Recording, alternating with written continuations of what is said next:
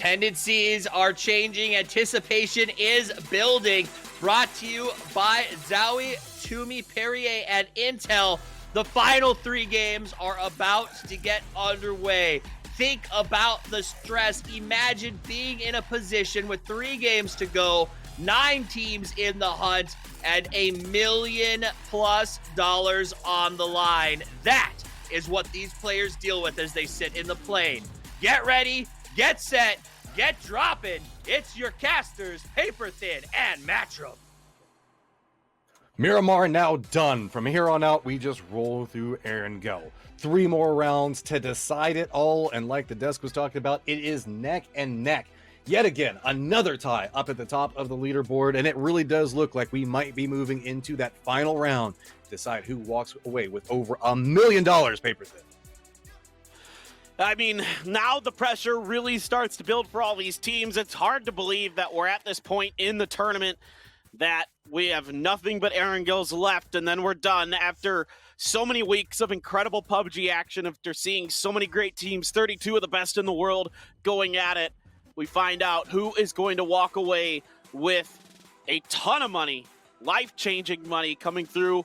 And the top of the leaderboard, 6 teams with 50 points or more right now. This one almost certainly going to come down to the wire unless somebody just wins like 3 in a row here. And speaking of, if any of those teams in the bottom are going to come out, they need to win 3 in a row to have any hope at this point.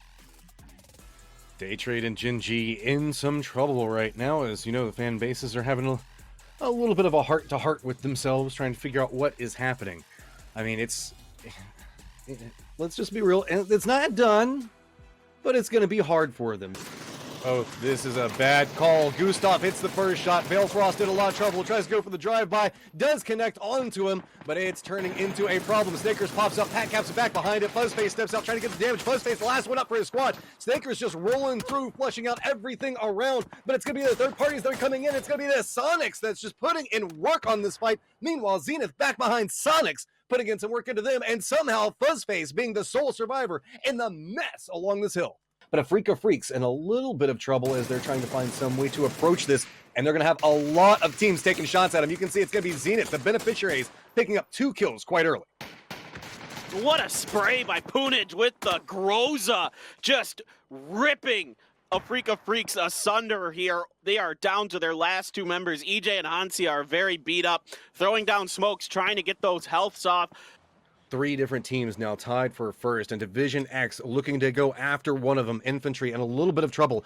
This grenade could be quite big. Gonna bounce a little bit too far, though. Nice play using that little closed off bunker for more defense. Long K thinks that he has the read. The bounce is going to go in, but look at Infantry repositioning around this, realizing where their vulnerabilities lie at. Instead, cresting the top of the hill. Long K going to use the smoke, though. Play right up into their face and find an advantage to work with. Longsker caught up, here's the vehicle, knows that it's coming, but Division X playing this quite efficiently. Fergus getting some damage into Longsker, having to reposition away from it. Do note, no other teams really have vision to really third party into this. This is its own contained fight, and one of the few places that this can happen. Long K just starting to take some sprays inside the smoke as now Infantry having to play full on defense, leaning into the smokes, trying to lean into some cover as now DXG realizes the flank point, calls it out, and it's going to be a nice reposition coming in, and Infantry, one of our teams, tied for first, down this early.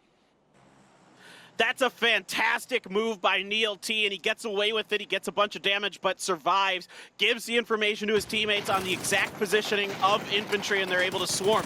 Now it's over to Buriram. They continue to push. They push through a Freak of Freaks. They're down in 13th. A hot knife through butter there. Buriram is so darn good, and well, you never know. The momentum, once it starts to carry them, it's wind in their sails, and they become a real force to be reckoned with. Team Liquid trying to get away. Clib has been knocked. Tianba still looming around them, no. But M200, Purdy? Nope. They get up over the hill. They're going to hide behind those rocks well enough from Purdy's sight lines, although Clib is knocked behind that US. But it's not inside the safe zone. They still have to advance past this. Tiemba's holding out Shoot to Kill, trying to make sure that they get a play out of this as well. We know the fact that Shoot to Kill quite good with throwables and has a vision on where a potential res could be happening at, so they might opt into taking a couple of tosses. Instead, they're going to allow the res to come through. Here comes the throwables, landing right on top of it, but there is a little bit of a hillside. Pentalol gets the line onto a piece of the grenades, start to land right on top of him, but it's going to be some shots coming up from the 4 angry men who are in a gatekeeping position for this. Team Liquid in a lot of trouble. Clip going down now as well. Shoot to kill, trying to buy this one out, get the shots into it as they know that they still have to contest against 4 angry men. Last member up for Tiemba, gonna spot out, shoot to kill, gets the spray into 1, but they do manage to spin back around, and Tiemba now down and out. Well, the good news for Shoot to Kill, they have a little bit of time to get this res off. I say that, and Mexi comes up behind him. It's going to be Godby again, helping from up above to take Mexi down. Yeah, I mean, time and time again this weekend, we've seen PO get caught out in situations like that where he's tunneled on something and gets third-partied from the side. And for Gen.G, they're getting sandwiched between T1 and MCG. I don't expect this round to last much longer for them, barring some kind of miracle. Shinboy going to let loose with that grenade as he retreats, getting some help from 4AM again. It's turning into a mess on top of this hillside. Gen.G gets eliminated. Lou gets vision onto T1, spots it out as they're making their approach, gets a little bit of damage into Aqua 5, but he's managing to hold it up. Him and Dongche trying to find some way to make this one work as they're right on top. They've got pincer points. They've got multi-circle gaming off to one side of them. Now just Dongche, the last one up for his team. He's in a spot. Let's be real. 4 angry men have the high ground and are really supervising everything that's been trying to go on. Multi-circle gaming were trying to push their way up there, but bumped into T1 on their approach on the hillside. Now it's just one member up in a problematic situation for T1. Question comes into play. Is anybody going to get vision onto them, or is it just going to continue to be the third-party setup? You can see that Multi-Circle Gaming's evilly in a point, trying to maybe push into the last remaining member for T1. Meanwhile, you can see DXG making push into Sonic's positioning. Oh, we're seeing a little bit of a pickup there. Actually, not the last one. Not going to give it up just quite yet for his squad, and continuing to do T1 things and try to find a way to make the worst situation favorable for them. Well, 4AM is going to barrel in towards Dongche. They know that he is isolated out there after he picked up that knock onto Evil Lee. They want to try to finish him off, getting some good opening damage. He's screwed. Yeah, he's dead. There you go. Crazy gonna finish him off. It was just nothing he could do. He's on a hillside, and 4AM has so much control there. Back over to Zenith, still in this fight with Buriram. Buriram is always after the kill points, and they're just going to continue to be Buriram. They're going to take a fight, and they're going to drag you down into the dirt with them. They're going to force you to play their way over and over again, and they find ways to make it worth. You're seeing the fact that a lot of these teams that are presently alive starting to stack together the kills. 4AM holding up with 9, Zenith with 6 at this time, Buriram holding down 6, Multi-Circle Gaming with 5. Really, Sonics, who've been just kind of chilling right now, they have the circle to themselves.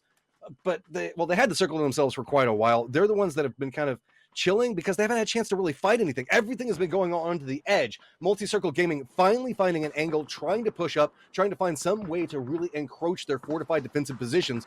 But it's going to be 4 angry men trying to dislodge Zenith to the south. So we have 2 different fights breaking out where all the teams are clustered. Well, Godby's got an AUG. He's going to get kickstart out in the open and take Zenith out. The second place team just got eliminated by the first place team. 4AM looking to put their foot down on top of the rest of these teams in this lobby. Mime gets a pretty decent grenade in there, gets some good damage. Tank and Lingdu trying to work the sides of the rock. Summer, they're going to hold on to this. They're going to stick this res. Summer almost goes down to those frags. Does not fall. Shrimzy gonna really cook one up. Is it gonna be well timed? Yes, it is. Gonna get the finish on to Summer. So the res does not come through. Now it's a 2v2 with MCG and Sonics. On the other side of this, you can see it's Buriram trying to hold back the 4 angry men, but it's not going to go in their favor. 13 kills now for 4 angry men. They fought their way to be at the top of the leaderboard, and they are showing you why. This is all about trying to figure out how to move and then make your counter move, as there is still one more circle that's going to pop before everything shrinks down into that centralized point. A lot of this game is resting, waiting for that moment to happen, and it's just 2 seconds away. Where is the circle going to go? And a smidgen of Sonic's compound stays in play. Mime gets vision onto Lou, but the hillside's going to add in enough protection, but he does go down. Mime lines up the shots, and this game is starting to come a little bit more open. Now, the fight is starting to break in. Multi-Circle Gaming advancing in. You can see Tank just on the other side of the doorway forever, starting to crest in, getting a little bit of an idea on where Lingdu might be playing from, and Tank opts to make a play towards the top of it, spots out Mime, gets vision on him, takes him down. Just one up for Sonics, and a good read on how to counter move around that positioning. Lingdu now has to contest with Crazy, and you can see Multi-Circle Gaming has an idea on what's going on. Yet again, it is exchange between the two of them. It's going to be Forever. That's got the back of his teammates. Lingdu, though, starting to get an idea of what's going on. Has to crest up, has to push forward. Multi-Circle Gaming goes down, and now it is just Shrimsy, the last one up, looking out, knows where Forever's positioning is, but has to fight against a high ground advantage for AM. Can he make something out of this? Looks like he's just going to feed it over to the blue, and that's how we end it. Sonics managed to climb up the leaderboard, get in that tied for third positioning, but it's all going to be about 4 angry men. All my life I want money and power, respect my mind, no die from last shout. I pray my dick get big as the Apple Tower, so I can fuck my world for 72 hours. Goddamn, I feel amazing. Damn, I'm in the matrix. My mind is living on cloud 9, and this 9 is never on vacation. Start up that mind.